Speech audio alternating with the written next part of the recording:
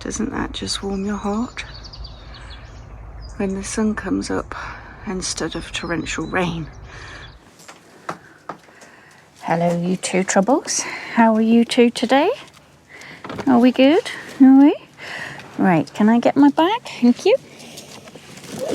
Hello, everybody. Today is only a day later than last week's video, believe it or not. The sun is shining and I was determined to get out because it's the only dry, sunny day that we're going to have for probably the next week. And I really, really want to get on with planting my garlic and onions today. So if nothing else, that is on the agenda. So, as I mentioned last week, I think things have just been growing great guns. I mean, really, I have never seen anything like it.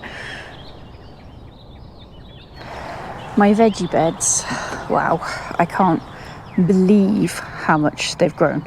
We did have a slight issue with a caterpillar, which had a nice munch on my red pak choy, but they're all growing brilliantly. To be honest, I need to take the cloches off, but because it's been so warm and mild, we've had caterpillars and cabbage white butterflies around. I mean, it's the middle of October, for goodness sake. We have had some torrential rain, so the ground is wet on the top at least. I did have to hoe the other day because not only were there a few weeds growing, but it had made a sort of crispy crust on the top and it wasn't letting the water through. It was just soaking the top layer and the underneath was quite dry. I did sow an extra row of spinach because that one row is sort of, one meal's worth. But in my trusty bag, I have got 3 different types of onion, shallot, garlic and elephant garlic. So let's get planting. So these have to be the biggest garlic bulbs I've ever been sent. My garlic did not grow that big, although it's been a good year for it. These are Provence white and they are soft neck garlic. You can get hard neck as well, of course. I have also got radar onions, which are a yellow one. I've got a red one called electric and a white one called snowball. I also have shallots, which are germore, which are the traditional sort of banana-y shaped ones, and elephant garlic. I think what I'm going to do is onions along here, garlic down between the strawberries, because garlic, believe it or not, is a companion plant to strawberry. It's a big one, eh? There are 20 in a packet. So I'm just going to give it a quick hoe, make sure the weeds are gone and that the crust is gone, although we have had torrential rain, as I say, so it is quite damp. I think I'm probably going to get them 2 rows maybe. I'll space them out before I actually dig the holes. I'm terrible for not reading instructions on how far apart things should be planted, but my guesstimate is as a shallot it's not going to need as much room as a full-blown onion, so that looks about right to me. Having just checked online, it says 6 to 8 inches apart, so I am going to take one out and space them a little bit further apart. I've got plenty of room here and I am going to be building new raised beds in the spring over for the kitchen garden. So I've got 7 in a row there.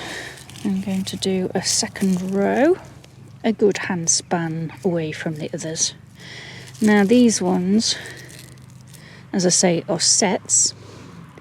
You can grow shallots from seed in the springtime, which I will be doing as well, but none of them like to be soaking wet.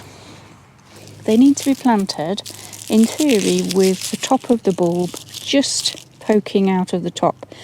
The only downside to that is birds, if you've got lots of blackbirds or pigeons around, tend to pull on them because they think it's a worm.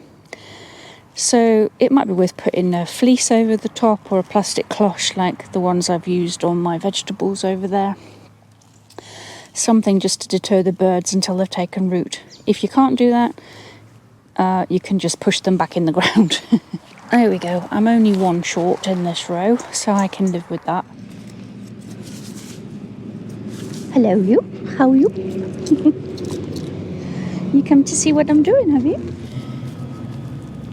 As I say, just so that the top of the onion is sticking out, don't be tempted to push the shallot into the ground without making a bit of a hole, because you might damage the base plate where the roots grow from.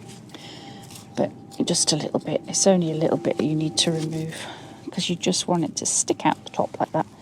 And do firm them in and water. Not too much. They don't like to be soggy. They are prone to rotting. Right, I'll do the rest of the row and then we'll move on to something else. Now my soil is new compost topsoil mix, but if you've got old soil you might want to add a bit of onion fertiliser to the ground first of all.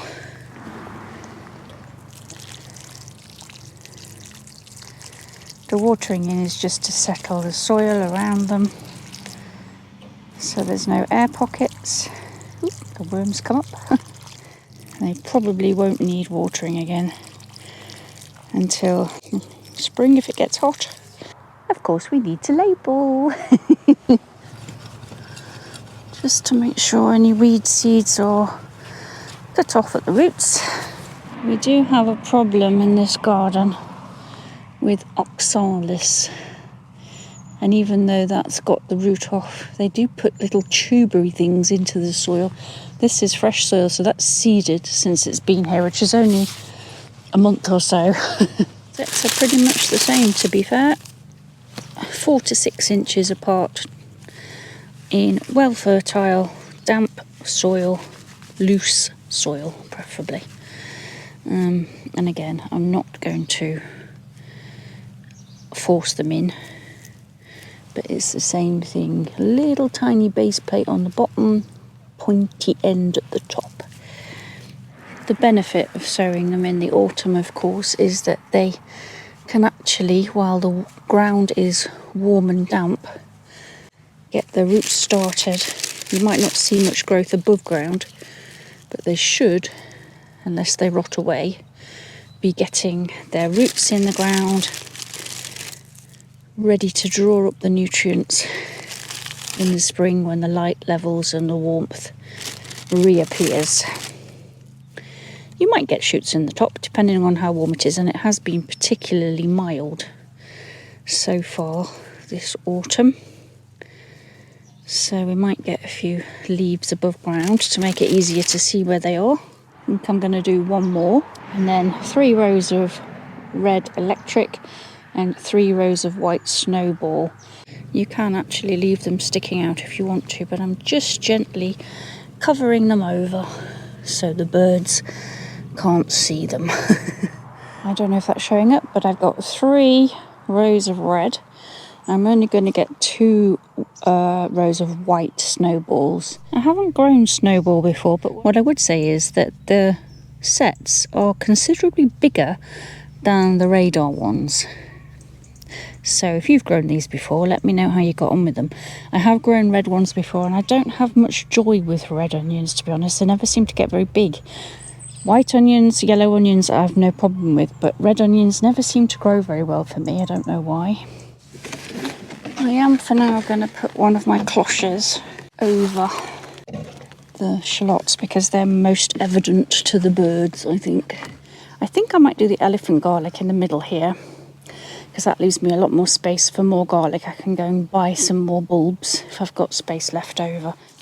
Now, elephant garlic, as the name would suggest, that is 1 clove of garlic. It's actually not really garlic. It's related more to a leek than it is to a garlic plant, but it tastes mildly of garlic, so they're a very mild garlic bulb in effect. Gosh, look at the size of that. That's the size of some of my actual garlic bulbs last year. They need to be about 12 to 15 inches apart for airflow more than anything. And they need to be buried 6 to 8 inches deep. The soil at least is nice and soft and friable.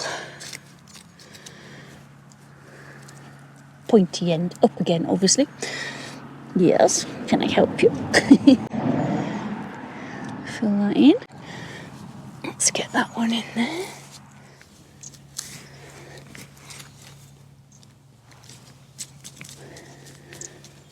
Sorry, worm. Back in you go. Right, so I'll put that there to mark the end of the elephant garlic. That's them in, just everything needs watering. This beauty, as I said, is Provence white regular garlic. It is a soft neck variety.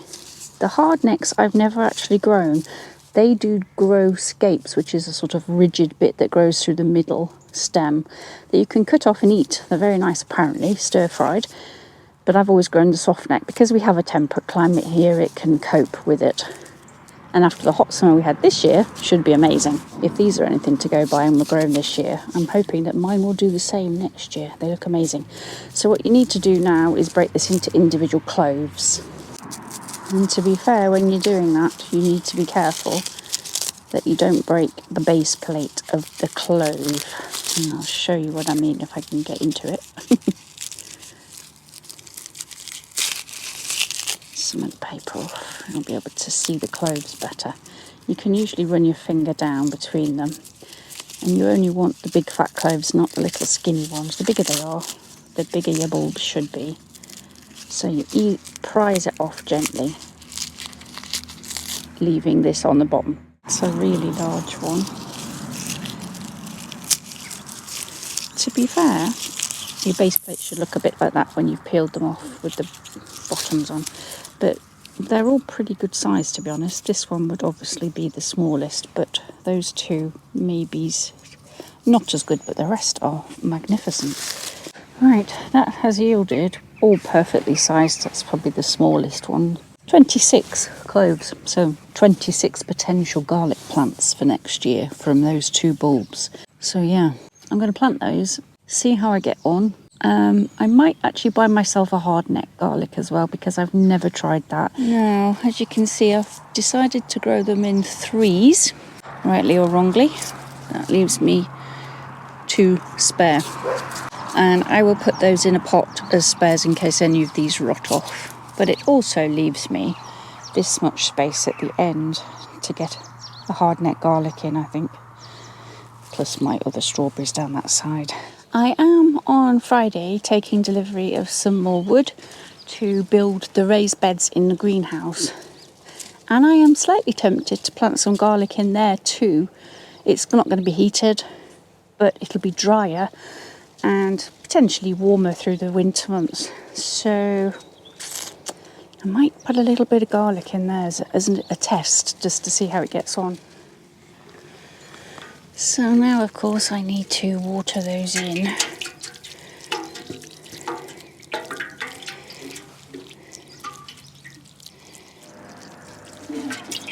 Okay, job done.